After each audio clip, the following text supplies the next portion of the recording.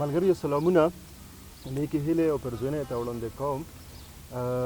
سلسله د موږ د یون منتخب ملګري رسب کې شعرونه شریکوي. نن مې چراغ صاحب بلدلو نو یو بنډار مې را جوړ کړی و، نو مو ویل چې د چراغ صاحب نه شعرونه هم وورو. په دا شعر زه چراغ صاحب له بلنه ورکوم چې نه چرته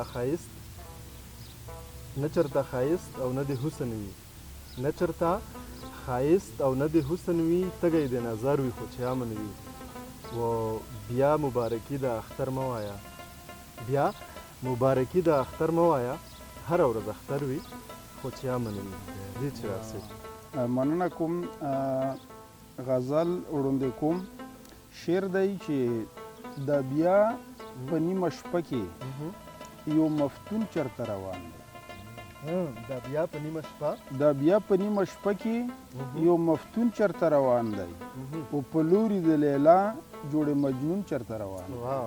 ډېر ښه. د بیا په نیمه شپه کې یو مفتون چرته روان دی، په لوري د لیلا جوړې مجنون چرته روان دی. و اخلاص هسې زردارو ته مدام شکست ورکړی، اخلاص هسې زردارو ته مدام شکست ورکړی، او موسی چرته روان دی او قارون چرته روان دی. ډېر ښکلی. دا شعر بیا وایه. اخلاص هسې زردارو ته مدام شکست ورکړی، موسی چرته روان دی او قارون چرته روان دی. او راځئ چې د نفاق او د حسد نه را بهر شو،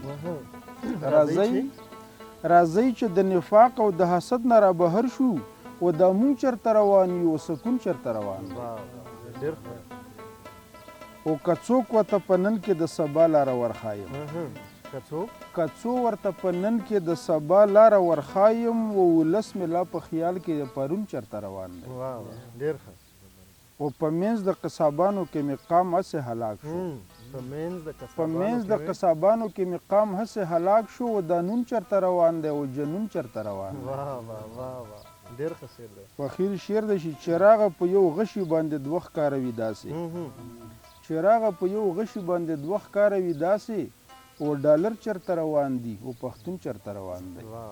مننه. ډېر ښه دی. ډېر زبردست. چراغ صاحب مننه کوو.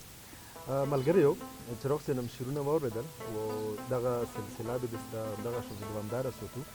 صرف یوه یادونه کوم چې د موږ سره په نن کوم دغه بنډار کې ملګري ناست دي، ډېر ملګري خو یې پېژني هم، او شاید داسې وي چې څوک هم په وړاندیز ځل باندې زموږ دغه بنډار کښې نو زه هم ثاقب افریدی.